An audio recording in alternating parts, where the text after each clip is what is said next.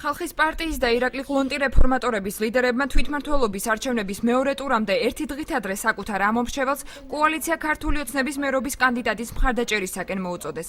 განცხადების ავტორები კოჰაბიტაციას ეწინააღმდეგებიან და ფიქრობენ, რომ ქვეყანა ერთმა გუნდმა უნდა მართოს, რომელიც პოლიტიკურ პასუხისმგებლობას აიღებს. მემაჩნია და ლოგიკურიც არის მეორე ტურში გაიმარჯვოს ქართულმა ოცნებამ, რამე თუ ქვეყანაში დასრულდეს ორხელისუფლებიანობა და ერთხელ და სამუდამოდ დაესვას წერტილი საქართველოში ხელის გაშვების პრინციპი.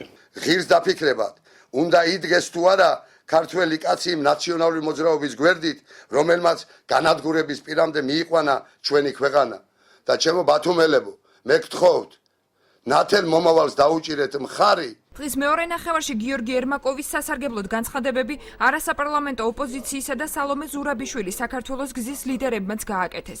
დანარჩენი ორი პოლიტიკური გუნდის მსგავსად ისინიც ამომრჩეველს არწმუნებენ, რომ პირველ ტურში მათი ოპონენტი გიორგი ერმაკოვი ქალაქის მერობის ღირსეული კანდიდატია. თუ ჩემი ამომრჩეველი ქართულ ოცნებას დაუჭერს მხარს, მე ვფიქრობ, რომ უკეთესი იქნება ჩვენი მომავლისთვის. ალექსანდრე თევზაძე, რატო ხვალ ვირჩევ მართველი გუნდის კანდიდატს? ეს მესიჯი მინდა მიიღოს და თავისუფალ გარემოში, რომელიც დამსახურებაც არის მართველი გუნდის თავისუფალ გარემოში, ჩემო მომხრეებმა, თანამოაზრეებმა მიიღონ სწორი გადაწყვეტილება. დღეისობით არის მეორე ტურში უკვე არჩევანი ორამეს შორის. ეს არის თავისუფლება და ეს არის მონობაში დაბრუნება. ნაციონალური მოძრაობის მერობის კანდიდატისთვის მხარდაჭერის გამოცხადება დღეს მხოლოდ ლეიბორისტული პარტიის აჭარის ორგანიზაციაში გადაწყვეტეს.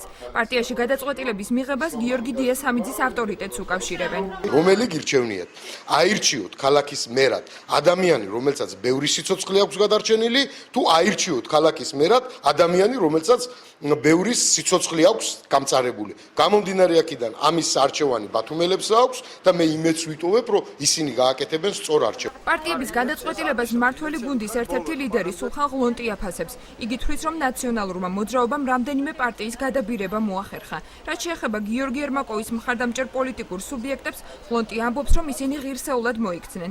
თუმცა არ უარყოფს, რომ უკანასკნელ საათებში მიღებული გადაწყვეტილებები ერთგვარი ინერციის შედეგია. ეს არ მომხდარა იმის გამო, რომ მათ რაიმე თანამდებობები მიიღონ.